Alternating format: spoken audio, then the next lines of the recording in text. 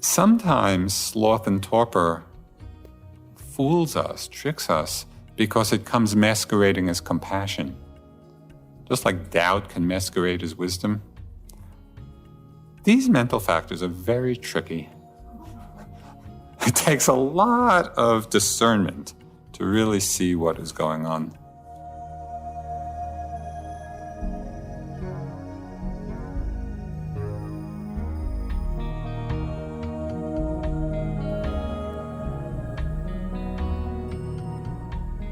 Welcome to the Joseph Goldstein Insight Hour. This podcast is an expression of our shared interest in self-discovery. Join Joseph as he shares his deep knowledge of the path of mindfulness. If you are interested in supporting this podcast, please go to BeHereNowNetwork.com/Joseph.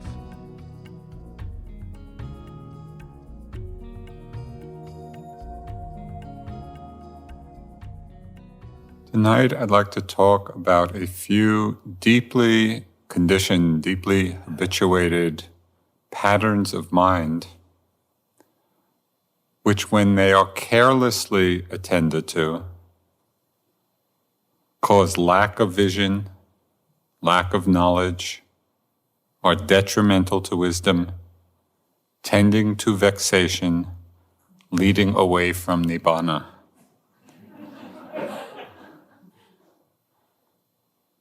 Can you guess what they are? But when we do attend to these states carefully, we see into their empty, transparent nature. We're no longer caught up in the power of their enchantment. The Buddha spoke very directly about these states. He said, in talking of the hindrances, when these hindrances are unabandoned in oneself, a bhikkhu, and a bhikkhu here means not only monk, but anyone who is practicing the Dhamma. A bhikkhu sees them respectively as a debt, a disease, a prison house, slavery, and a road across a desert.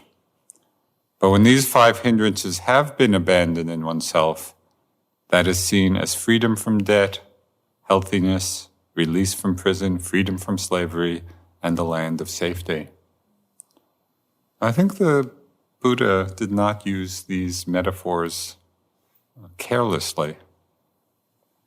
When we really look at our experience, we see that these are not just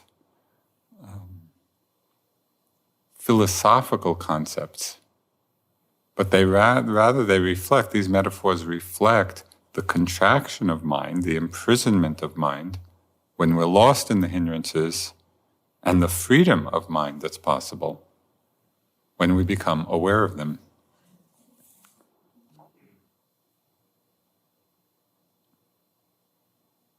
Because when I usually start with desire, I never get beyond desire. I'm actually going to start at the other end and only talk about 3 of them this evening. And the first of the 3 in this reverse order is doubt. Even in English, the word doubt can have several meanings. Now, doubt can refer to the state of mind of inquiry, of investigation, where we're really questioning what it is that's happening. It's the opposite of blind belief. In Zen, it's called the great doubt. It's really that question, who am I? What am I? What is this? So that's one meaning of the word doubt. But doubt as a hindrance really refers to what we could call skeptical doubt. And that's the mind of indecision. It's the mind of uncertainty. It's like coming to a crossroads and then not knowing which way to go. The mind simply goes back and forth between the alternatives and doesn't go anywhere. This skeptical doubt, this indecision, this bewilderment in terms of our meditation practice, is actually quite a dangerous mind state. Because unnoticed, if we're not mindful of it, it brings our practice to a standstill.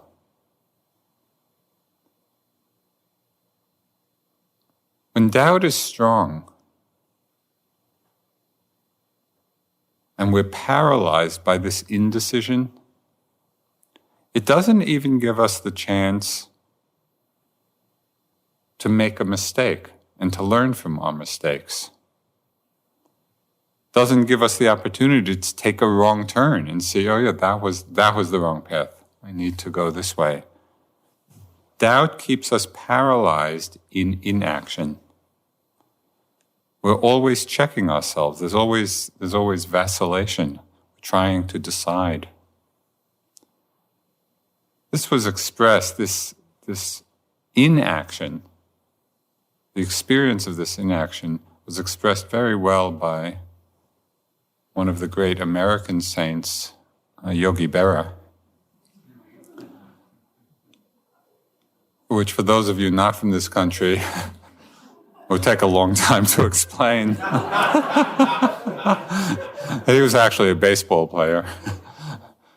But through some great unconscious wisdom, really provided the American culture with many great koans. Well, one of his great phrases of wisdom, which expresses so well this quality of doubt, he said, when you come to a fork in the road, take it.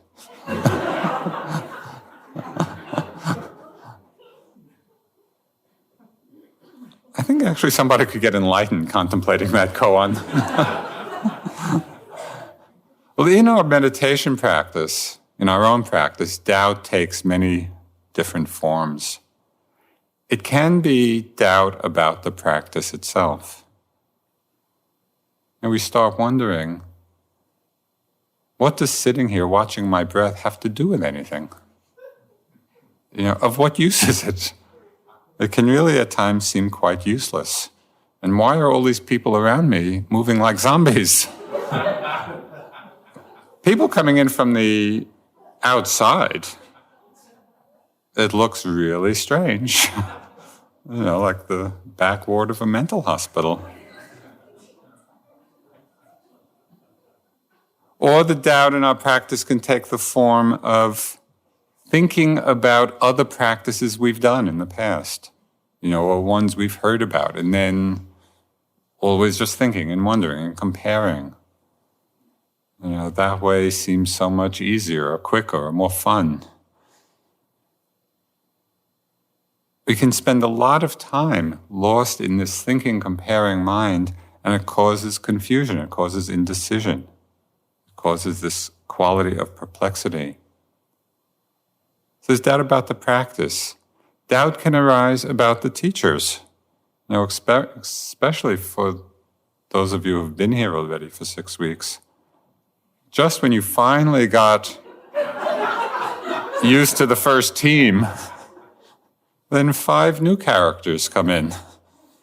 Who are these guys anyway? And each one of us has, as you know, quite a different style, a different perspective on practice.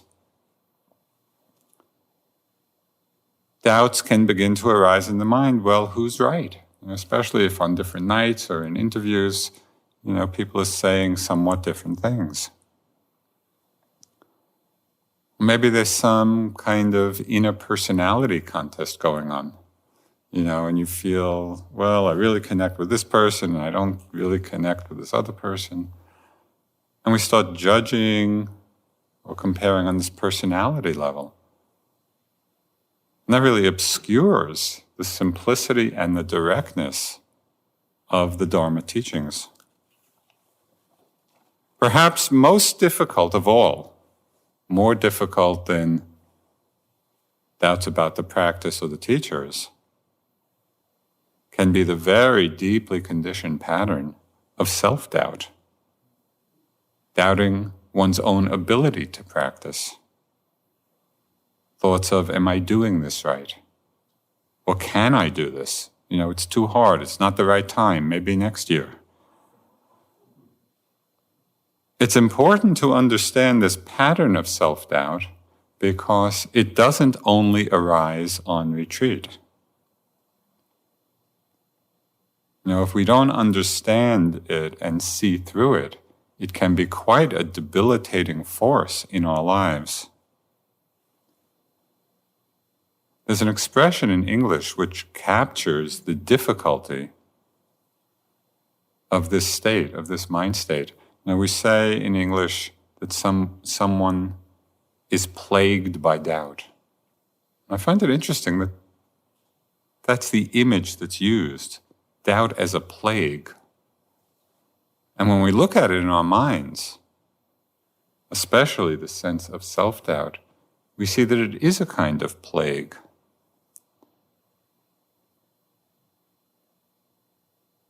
Instead of engaging in the practice fully and seeing for ourselves whether it's beneficial or not beneficial, instead of entering into it completely and then assessing its value, the mind can stay lost in endless speculations, endless thinking about it. And then the doubt becomes self-fulfilling.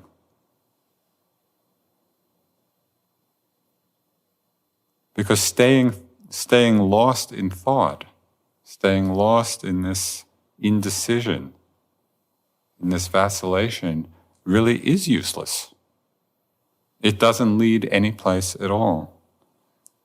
And it doesn't allow us the opportunity to investigate and see for ourselves. Now, sometimes doubt is described as the thorny mind. In the text, that's how it's characterized, as a thorny mind that keeps jabbing us. And as long as we haven't learned to recognize it, see it, work with it, as long as we're subject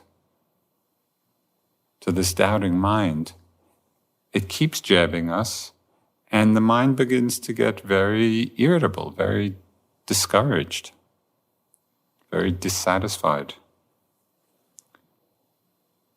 Now, the great seduction of doubt, and the reason it's such a powerful force in all of these various ways, both in our Dharma practice and in our lives, is that it comes masquerading as wisdom. And that's why we get seduced again and again. We hear all these wise-sounding voices in our minds, and it just sounds so reasonable.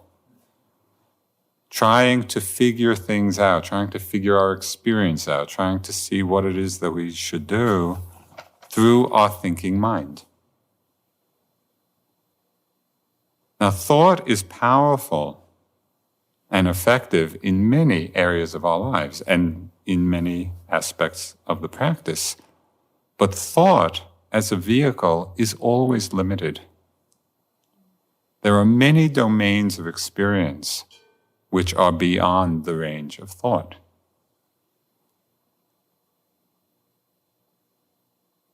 It's like trying to experience or have the experience of a good meal by reading the menu. Now, we could read for hours and hours and hours, and we'd never know the experience of a good meal. Thought concepts can only take us so far.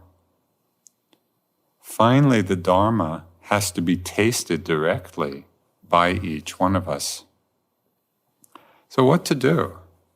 This is a deeply conditioned pattern in the mind arising at different times. How do we work with it? How do we incorporate doubt into our practice? Obviously, the first and essential way of working is to recognize it when it arises. As soon as we're aware of doubting thoughts, to see it, recognize it, note it as doubting tape. If we notice it quickly, then we're not seduced by it. We're not caught up in the content. We're not caught up in that energy. I can't do it. It's too hard.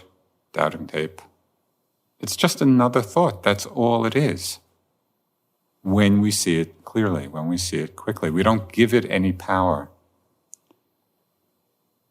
It's also interesting to bring our wisdom mind to the very process of doubting, because there's something interesting to learn about it. We can notice how when we're lost in doubt, it is actually taking us far away from the experience. With the other hindrances, whether it's desire for an object or aversion to an object, or sleepiness or restlessness, in all of the other hindrances, we're at least in the vicinity of the object. We may be relating in somewhat unhelpful ways, but at least we're in the general vicinity. When we're lost in doubt, we're gone. Right? We're not relating to the present experience at all. And we see this very clearly, because in a moment when we come back to the breath, when we come back to a sensation, when we come back to a sound, to a movement, in that moment of coming back, is there any doubt in the mind? When you're with the breath or with hearing, there's no doubt, there's no confusion. The mind is clear, it's aware, it's mindful, we're present.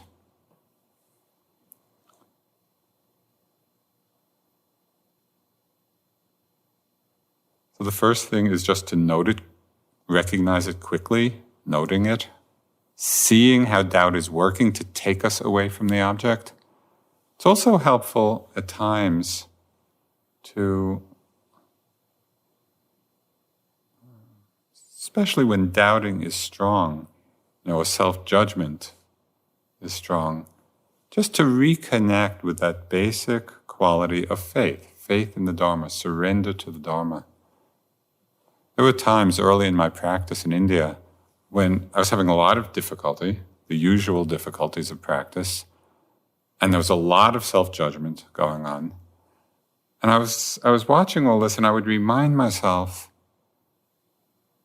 and these are the words I would say is, Joseph, just surrender to the Dharma. Your job for this period of time is to sit and walk. Just sit and walk and sit and walk. And it really made it very simple. I didn't have to engage in that inner dialogue. If doubts persist, really for a long time, sometimes intellectual clarification can help. And I'm speaking with one of your teachers, because the Buddha's teachings are so clear and so pragmatic, and sometimes just clarification on that level can help to dispel this feeling of perplexity. That's the first of the hindrances, and in some way the most difficult. Because as I say, when we're lost in doubt, our practice has really come to a standstill. So we need to be quite vigilant for the particular ways it arises in our mind. The second of the hindrances, in this reverse order, is restlessness, or worry, or agitation. In Pali, the word is uddhacca. And this is the mind that's not resting on an object. Its characteristic nature is scattering, or becoming distracted. It's reflected in the very word restlessness. It's the mind without rest. And we feel it like that. When the restlessness is present, there's this disturbance in the mind, this unsettledness. There's too much energy, there's not enough concentration to hold it or to sustain it. And it manifests in several different ways. We can feel this restlessness in the body sometimes. Have you had the experience at all of just sitting and feeling that you're going to jump out of your skin? It just becomes almost impossible to sit with the energy. There was one time in my practice in Burma, and I'd been there for a while, and for some reason, there was one sitting every day. It was an evening sitting around 8 o'clock. It was the same time every day. I would sit down and this intense restlessness would come over me. And I'd sit and just struggling to be with it. Then when the sitting was over, I would just get up and basically run around the monastery, a few times. So here's this tall Westerner. The monks must have thought I was nuts. But I had to do something with the energy. It could get very intense. Because of this state of restlessness or uddhacca, that also becomes the cause for so many of our discursive thoughts. They're really coming out of restlessness of mind. They can be thoughts about the past, thoughts about the future, which we're very familiar with. The thoughts coming out of restlessness can be those of guilt or regret or self-judgment. About we're sitting and as the mind gets quieter, but then this restlessness comes in, producing these thoughts of regret or guilt, often about past actions we've done that haven't been skillful, different of the unwholesome actions. And so then we start obsessing, with our guilt or self-judgment. Or maybe it's about wholesome actions that we didn't do. We think back and I really should have done that. And so we're lost in regret. This is natural for these thoughts to come up in the practice. In the book Zorba the Greek, one of the characters says, self-knowledge is always bad news. And I think we all know that, having been watching our minds, because we do open to all of the skillful but also unskillful actions that we've done in our lives. The question is, how are we with it? How do we deal with it? It's very helpful to distinguish between guilt and remorse. And this distinction parallels the distinction between discursive thought and wise reflection. The feeling of guilt is really very self-oriented. It's self-centered. I've done this, and I'm so bad. And it's a very unforgiving state, centered around the I, centered around the self. And it arises, these thoughts, these obsessive thoughts of guilt, arise out of restlessness, arise out of uddhacca. Remorse is quite different. Remorse sees the same event, but it's arising out of wisdom, not out of restlessness. It's arising out of a clear seeing. And so the feeling of remorse, we see what the action was, we understand, we recognize that was unskillful, we're seeing it clearly, but it's not coming from that restless mind, which produces guilt. It's coming from a wise reflection. So we see it, we understand it, we take responsibility for it, we forgive, and we let it go. Two very different states of mind.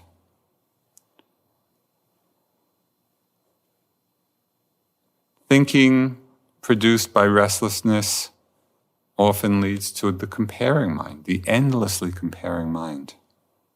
Comparing mind with other yogis.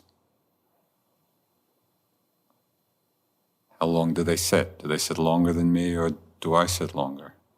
How many cushions are they using? Do I sit higher or lower? How much food are they taking? Do I take more or less? Oh, they're really walking slowly. Oh, they're walking too quick. It's just endless. It's this end. This is not discriminating wisdom. This is just discursive thought coming out of the restless mind. Restlessness can also take the form of yogi mind, the yogi mind phenomena. And this is a phenomena where thoughts come out of all proportion, either to their importance or their connection to reality. We can start obsessing in our minds about the tiniest little things.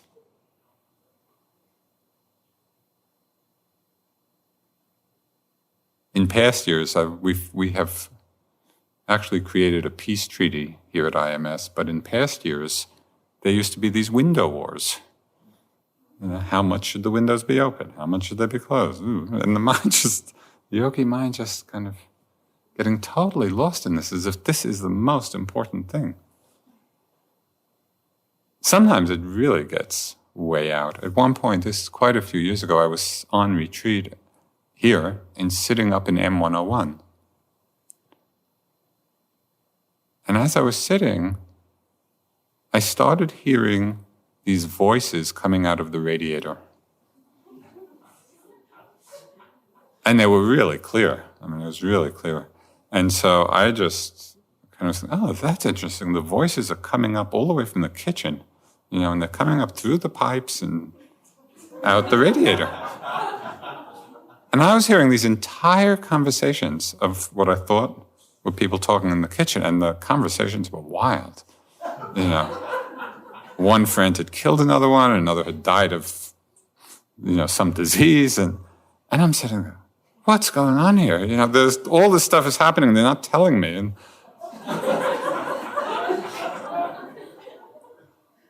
it was completely real to me.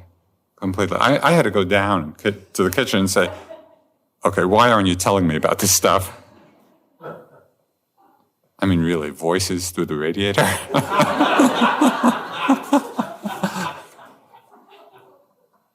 But our yogi mind, born out of this certain kind of restlessness, we can get really lost in it.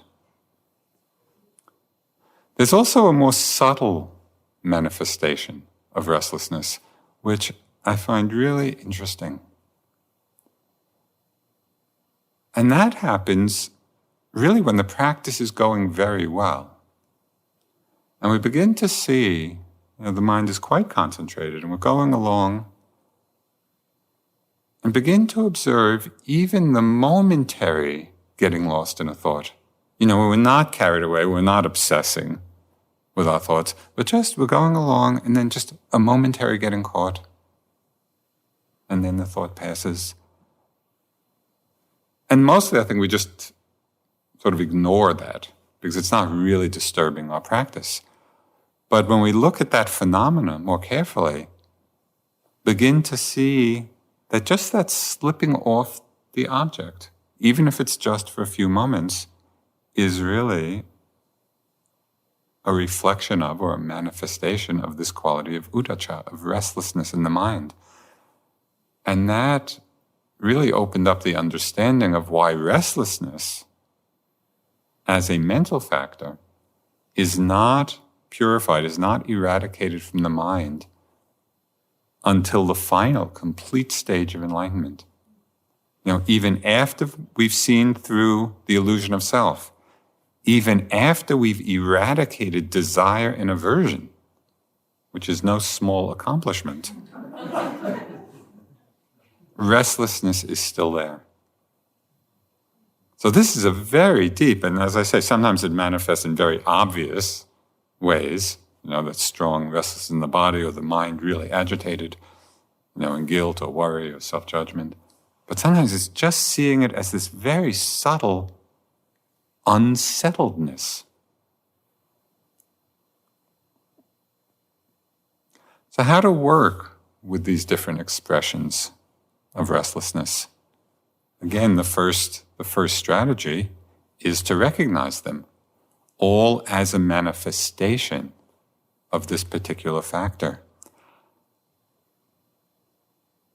And sometimes I think it's useful to use the Pali word just because it helps us depersonalize it a little bit. So, for example, we're racked by guilt. We simply note uddhacca, restlessness. We don't get caught up, in the content. We're seeing it as a manifestation of that mind state. We're just lost in the comparing mind. We make the note, uddhacca, restlessness. And I think it's a way of seeing very clearly not the content, which is really not that important and after a while not that interesting, but we're seeing the very process of how the mind is working. What qualities of mind are present which are producing those thoughts. And by noting it in this way, and maybe using the Pali would be helpful, for me it really serves to remember, all these thoughts, uddhacca, restlessness, not I, not mine, not myself. It's all just this impersonal process going on. In working with restlessness, beside the careful noting of it, it's helpful also to understand the energetics of it. Restlessness comes when there's too much energy and not enough concentration to hold it.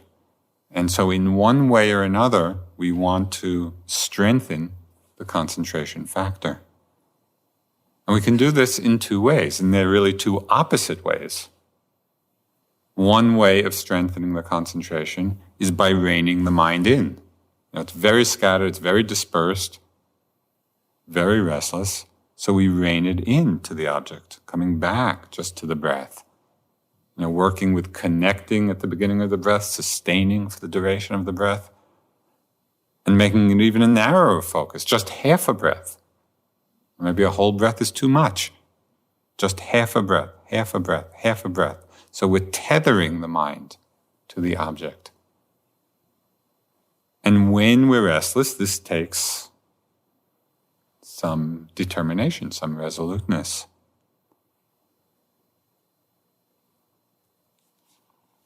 But sometimes the restlessness can arise because we're actually trying too hard.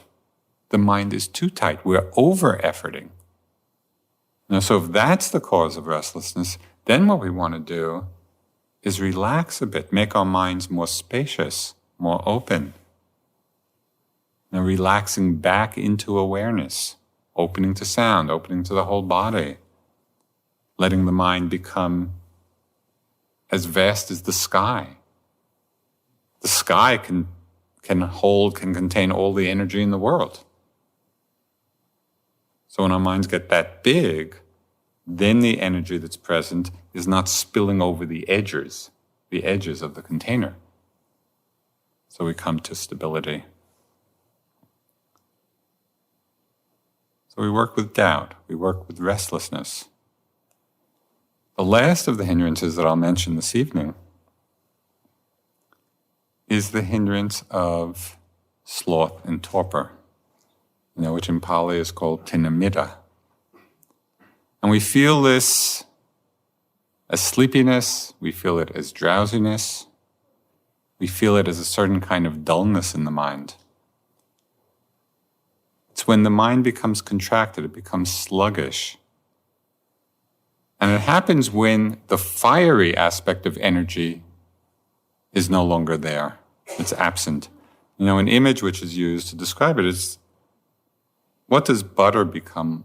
What's it like when butter is cold? It becomes hard and congealed. And it's very hard to spread. When sloth and torpor is present in the mind, when there's not the fire of energy to warm it up, the mind becomes hard and congealed, not at all pliable. This sleepiness or dullness is very familiar, of course, during the first days of a retreat. But even afterwards, you may notice that it hits at certain times in the day. Maybe there's just one sitting or two sittings, where at that time every day, begin to feel the sleepiness. mostly in our lives, we are running on the energy of stimulation. Outside in our normal lives, we're just being stimulated on all sides. Here, there's very little stimulation. So of course the natural first response, no stimulation, go to sleep. And so for almost everybody, there are withdrawal symptoms. As we withdraw from our usual level of stimulation. But over time, and this is what's so remarkable about the practice, over time we begin to connect with a much deeper and more sustainable energy source within us. Over time we actually begin to feel more and more wakeful. I remember in my India days, there was a very interesting progression. It's like the first many weeks of practice, my mind wouldn't wake up till maybe 6 p.m. I would be just going along, doing the practice, but then by 6 it would finally become alert. And then I practiced, and then I noticed, it's getting alert at 3. And then, alert at 12. And just as I continued to practice and connected with this energy that is the mind-body process, the alertness started happening earlier and earlier. And for others of you, it may happen in just the reverse. You wake up full of energy, and by 3 o'clock in the afternoon, you're dead. You keep going, and then it's 6, and then it's 9, and then it's midnight. We extend the other way.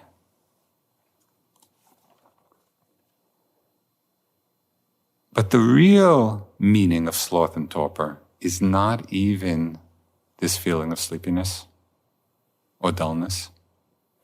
There's a deeper understanding of how this factor, this hindrance works in our practice and in our lives, and it has much more important implications than whether we happen to be sleepy in a sitting or not.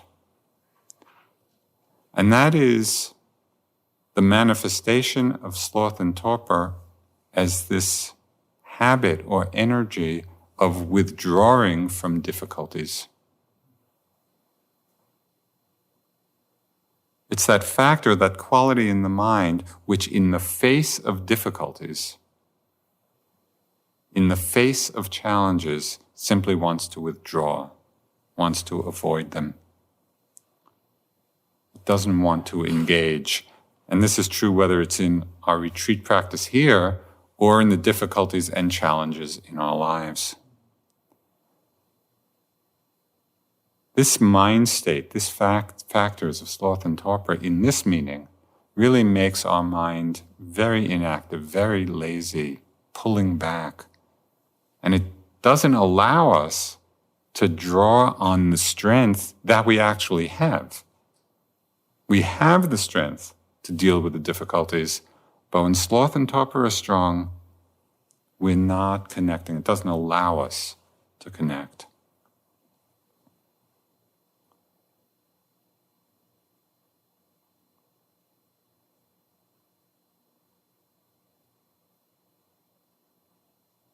There's a subtle level of sloth and torpor too, which arises, just as with restlessness, when the practice is going very well. And this is often overlooked, because when the concentration gets strong and the mindfulness gets strong, and we're really cruising, where it doesn't take much effort, we're just sitting and there's an easy flow of mindfulness. What can happen in this really quite advanced stage of meditation is that because it's not taking much effort at this time,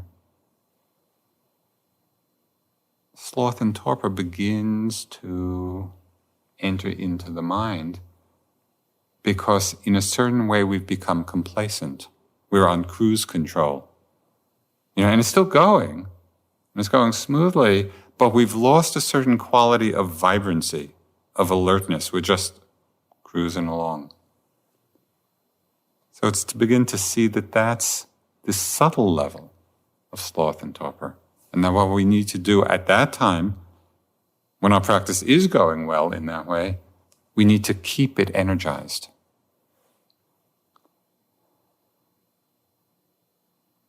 Once sloth and torpor has taken over the mind, whether it's in this very obvious way, whether it's in the pervasive way of just withdrawing from difficulties, or the very subtle way that I mentioned, once sloth and torpor has taken over, it doesn't like to let go.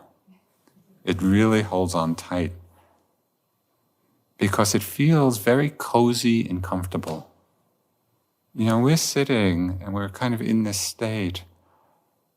It's either of the dullness or the cruise control or, we can just sit there and hang out. It's the quality of mind that likes the snooze button on the alarm clock. It doesn't like the alarm, but it likes it. 10 more minutes.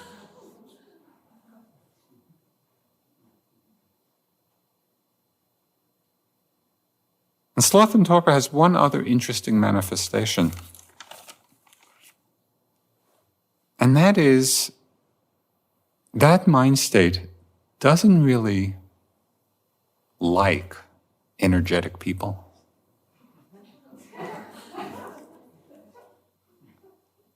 And I saw this really clearly. One time I was it was a retreat with Sayadaw Pandita in Australia.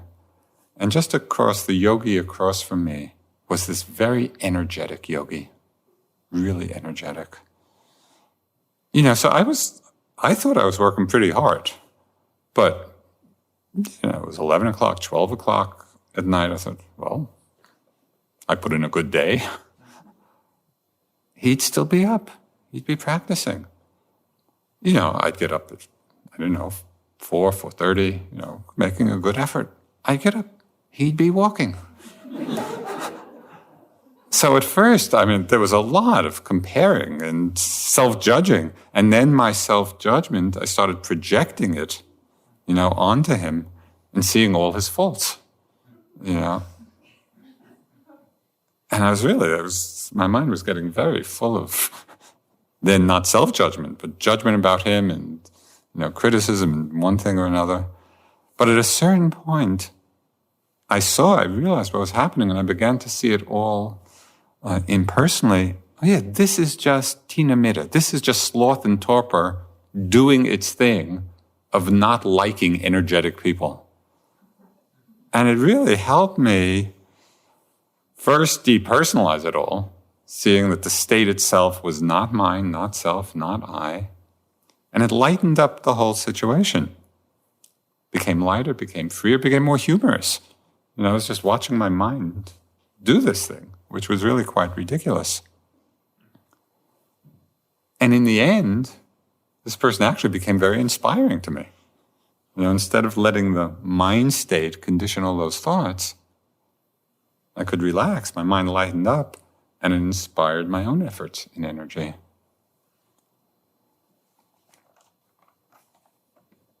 Sometimes sloth and torpor fools us, tricks us, because it comes masquerading as compassion.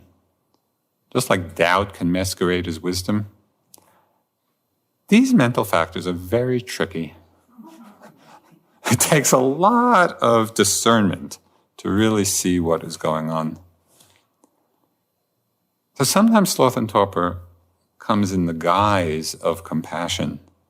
We might feel tired, we might feel bored, we might feel restless. And sloth and torpor comes in and says,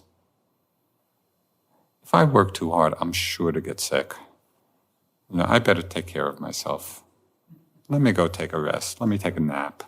And it sounds so caring and nurturing. Yeah, I really should do that. This little nap is be just right now. Of course, there are times when taking rest is appropriate. But not always. And we have to exercise some discernment to see what's going on here. Is this really compassion?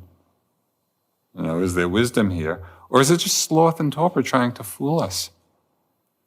I'll just share with you one story. This was from my early days practicing with Goenka in India. And in his retreats, in those years anyway, we would get up at 4 and then sit for 2 hours before breakfast. And in that technique of Vipassana, there's no walking. There's no walking meditation. So it's a lot of sitting in the day. So we'd get up at 4, sit for 2 hours. So the first thing I did when I got into that was head for a wall. And I wanted my spot against the wall. So I sat, and then after about 10 minutes, I kind of leaned back against the wall. I'd be gone, and so at least be sleeping for an hour and a half of the sitting. And then the bell would ring, get up, have breakfast, go through the day. And every morning, the same thing happened. I'd do the same little routine. And after a while, I started thinking, this is stupid. Why don't I just stay in bed and be rested? And, then I'd get up and at least I'd be alert. But I didn't listen to that voice. And I just kept doing it. I just kept getting up. And it was amazing. I don't remember how long it took now, but, it might have been 10 days or a week or 2 weeks, I don't know. At a certain point, I went in there, sat down at 4 a.m. My mind was totally alert the whole time. And if I hadn't gone through all of those days of falling asleep and just persevered through it, it wouldn't have gotten to that point of working through it. So we need to be careful about these voices in our minds, and say, okay, what really is compassion and appropriate? What is just this voice of, it's a little difficult, let me withdraw from it?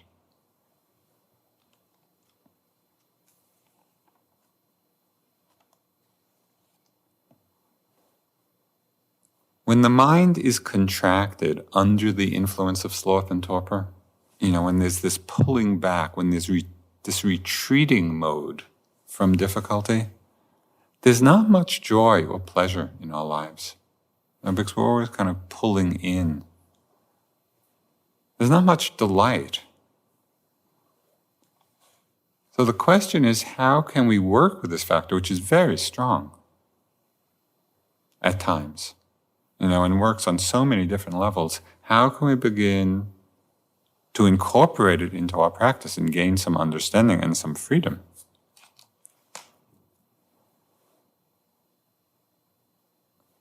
The fiery force in the mind that warms up this congealed state, that heats it up, is that the fiery aspect of energy.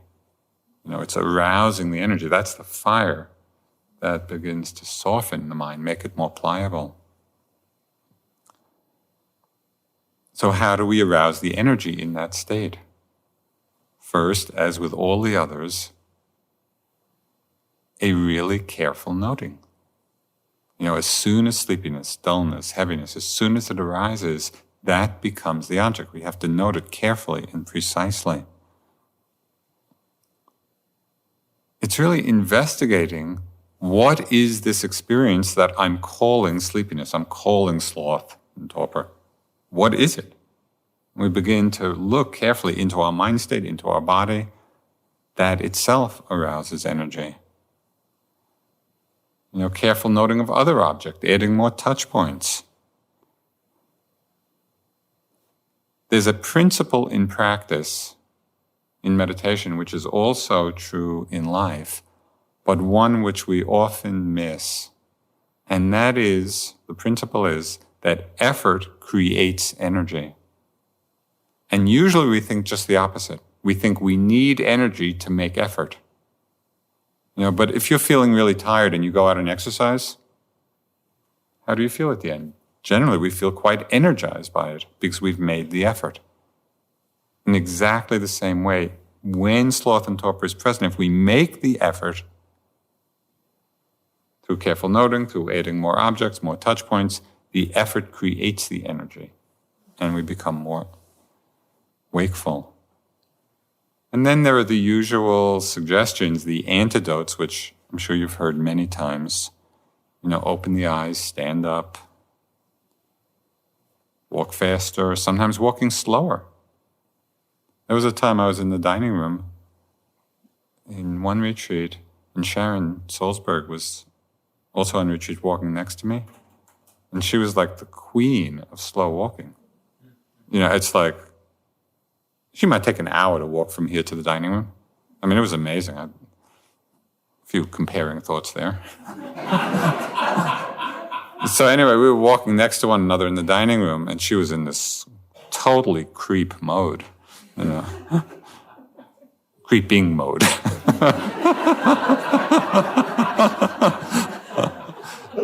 And I was feeling really tired, and so I was walking faster. But it wasn't helping. I was walking fast, but I was still really sleepy. And then I noticed her, and I thought, well, maybe I'll try walking really slowly. And I just brought it down to an extreme. I wanted to see if I could walk slower than she could. So I wanted to see, how slowly can I walk and still move? It was like, so it's just microscopic movement. It was amazing. Within 2 steps, I was totally alert. Because the effort to do that and the precision I was bringing completely energized my mind. So there's not always one way.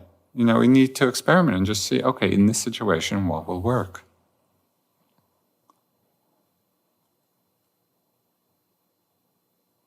There's a variation on opening the eyes, which can be very helpful. In another retreat, again, there was just a lot of sleepiness. So I was sitting, and I decided to open these waves of sleepiness were coming. So I decided to open my eyes, but it was so strong that, I opened my eyes, and then a minute later they were closed, and I was nodding. So I thought, okay, I'm going to sit with my eyes and prop them open. The cartoons like. So that's a total exaggeration of open eyes. So I'm sitting like that. And I was really interested because I could just feel this kind of wave come down. And it was interesting, I could feel that heavy, sleepy energy, but I just kept my eyes wide open. And the wave actually passed. I could feel it energetically. I could feel the wave pass, and it went down, and then it went out. And then again, another one came. And I did the same thing. And this happened 2 or 3 times. There were 2 or 3 or 4 waves coming down, but I stood. And after that, all the sleepiness was gone. So we can actually have some fun with it. It's like just experimenting and playing, okay, well, how can I keep alert in this situation?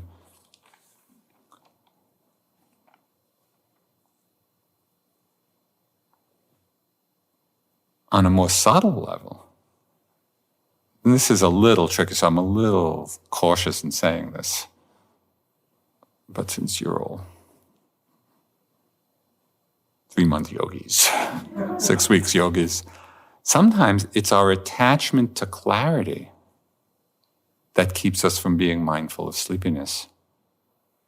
We're so attached to clarity that we're struggling in a certain way with sleepiness that's making us more sleepy. And again, I had all of this, all of these suggestions come out of my own experience with this hindrance. One year when Deepa Ma was here, she had suggested, I was on retreat with some others, and she suggested to only sleep 3 hours and not to lie down during the day. Well, that was a stretch. I mean, it really was. And so I was really sleepy during the day. But she said one other thing. She said, if you fall asleep when you're sitting, never mind. Right? So it was kind of like permission. So I only slept 3 hours. I didn't lie down during the day. at different sittings, I would get quite sleepy, but Deepama said, well, never mind. And it was really interesting because I stopped struggling, in an unproductive way with the sleepiness out of kind of this attachment in the mind. I just relaxed into it. And there may have been a kind of, a few moments of nodding, but because I wasn't struggling so much, I actually came out of it much quicker. And I was like, psh. And then all of a sudden, the mind would be alert. So there's a little piece in here that might be worth exploring. It's a little dangerous, as I said, because you might well succumb. But actually, concentration and calm is on the side, of sleepiness. The mind is getting very calm, very concentrated. Just like a lot of energy is on the side of restlessness, calm and concentration is on the side of sleepiness, which means that when we're feeling sleepy, within that state, if you're really sensitive in there are threads of calm and concentration to be found. The mind's not agitated. It's very relaxed. Generally, it's the sleepiness that takes over. But if you bring some investigation or some ease or some sensitivity and just kind of pull the thread of calm and concentration out of that state and then add just a dollop of energy, you can come to this place of wonderful balance. Again, all of this is suggesting, as with all of these states, it's not I'm so sleepy and I'm a bad yogi and this and that. That's useless. This is just a mental state. It's a mental factor which has certain qualities, certain characteristics. We can really learn about it. And we can explore it in all of these ways that I mentioned.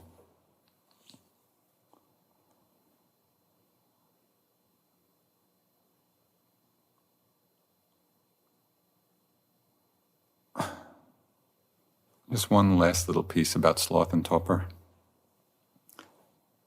It's learning to see that the difficulties that come up in practice, and this was in the more general meaning of sloth and torpor, seeing the difficulties which come up to really see them as challenges rather than as problems for us. So we don't pull back, we don't avoid.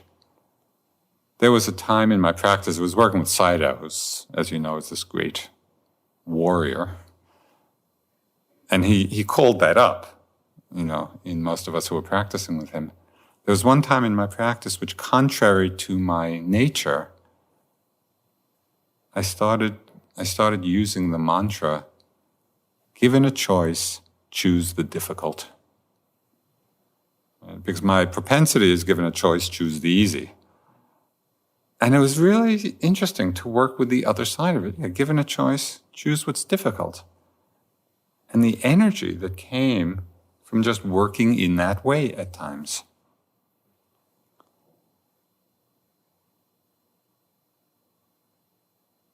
Even the greatest disciples of the Buddha dealt with sloth and torpor.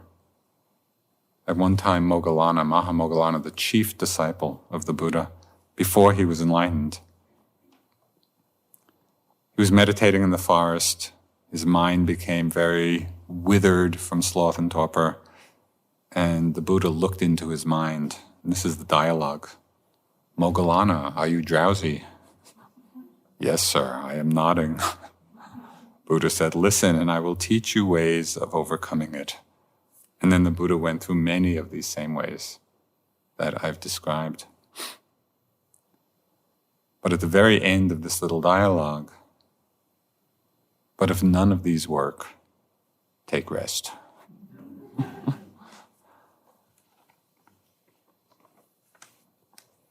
Even in taking rest, it's interesting to see that really what we need for the most part is not sleep. What I found is that even when I need rest, during the day, if I lie down and are just there until that moment when the mind and body relax, do you know that moment just before sleep when you can feel the letting go? It's just, I found that I could easily get up right at that point and be totally refreshed, because it's not the sleep that's needed. It's just that moment of letting the whole system relax. So I would suggest you watch for that moment, and then see what happens if you get up and continue your practice. I think you'll feel quite refreshed. It's important to understand that all of these states of doubt, of restlessness, sloth and torpor, are not self. They're not mine. They're not I. They're not intrinsic to the mind. They come as visitors. Problem is, they've come as visitors for so long, that we think they live here. We really have unwittingly made them quite welcome, in the homes of our mind. And one or another of them have become reasonably permanent residents. When we're not mindful of these states, they really hinder the development of concentration. They hinder wisdom. And they obscure the natural radiance of the mind. When we are mindful of them, when we really work with them, we apply mindfulness and awareness and discernment, all of these states become a very vital part of our practice and a vital part of our awakening. I'd just like to close with a very brief teaching by Ryokan, that wonderful 18th century Zen hermit, monk, and poet. He said, even if you've read through countless books, you're better off sticking to a single phrase. If anyone asks which one, tell them, know your mind just as it is. And that's really our practice. Let's sit for a moment.